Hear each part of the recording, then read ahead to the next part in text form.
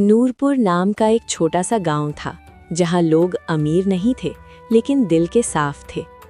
उसी गांव में रहता था एक ईमानदार किसान, हाजी करीम। हाजी करीम के लिए उसकी ज़मीन सिर्फ मिट्टी नहीं थी, वो उसकी इज्जत थी, उसकी पहचान थी, उसकी ज़िंदगी थी। रोज़ सुबह वो फजर के बाद अपने खेतों में चला जाता और कहता, जब तक सांस चल रही है मेहनत रुकनी नहीं चाहिए। उसकी बीवी ज़ैनब अक्सर उसे समझाती कि अब उम्र हो चुकी है, मगर करीम के हौसले अभी भी जवान थे। उनका एक बेटा था, सलमान, जो बेहतर ज़िंदगी के सपने लेकर शहर चला गया था। गांव वालों को लगता था कि सलमान कभी वापस नहीं आएगा, लेकिन एक दिन अचानक वो वापस आ गया। सलमान ने शहर में पैसा देखा था, लेकिन सुकून नहीं देखा था। उसने महसूस किया कि असल सुकून अपनी मिट्टी में होता है। मगर गांव में सब कुछ पहले जैसा नहीं था। वहाँ एक लालची ज़मींदार रहता था, चौधरी राशिद खान। उसकी आदत थी लोगों की मजबूरी का फ़ायदा उठाना और सस्ती ज़मीन खरीद लेना। उसकी नज़र हाजी करीम की ज़मीन पर भी थी। एक रात चुपके से राशिद खान के आदमियों ने खेत का पानी बंद कर दिया। सुबह जब करीम और सलमान खेत पहुँचे तो फसल मुरझा चुकी थी। सलमान ने देखा कि पानी का रास्ता पत्थरों से बंद किया गया है।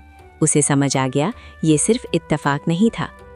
कुछ दिन बाद राशिद खान खुद उनके घर आया और बड़ी नरमी से बोला कि अगर चाहो तो मैं मदद कर सकता हूँ, बस ज़मीन मेरे नाम कर दो। लेकिन सलमान ने उसकी आंखों में आंखें डालकर कहा, हम भूखे मर जाएंगे लेकिन ज़मीन नहीं बेचेंगे। ये सुनकर राशिद खान ने धमकी दी कि गांव में रहना मुश्किल हो जाएगा।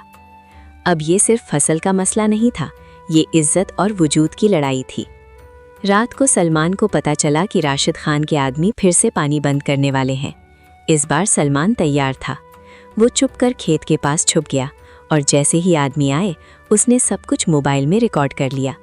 अचानक उन लोगों ने सलमान को देख लिया और उसका पीछा करने लगे। अंधेरा था, रास्ता पथरीला था, मगर सलमान के दिल में डर नहीं था। उसके दिल में सिर्फ एक बात थी कि सच को सबके सामने लाना है। अगले दिन पूरे गांव के सामने सलमान ने वीडियो चला दी।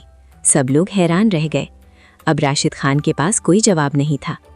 गांव वालों को समझ आ गया कि जब तक वो खामोश रहेंगे जुल्म बढ़ता रहेगा। उस दिन गांव एक हो गया। राशिद खान को पहली बार महसूस हुआ कि ताकत पैसों से नहीं, एकता से आती है। और हाजी करीम ने अपने बेटे को गले लगाकर कहा, बेटा, मिट्टी से वफादारी करने वाला कभी हारता नहीं। नूरपुर की हवा फिर से साफ हो गई, फसल फिर से उगने लगी और गांव ने एक सबक सीखा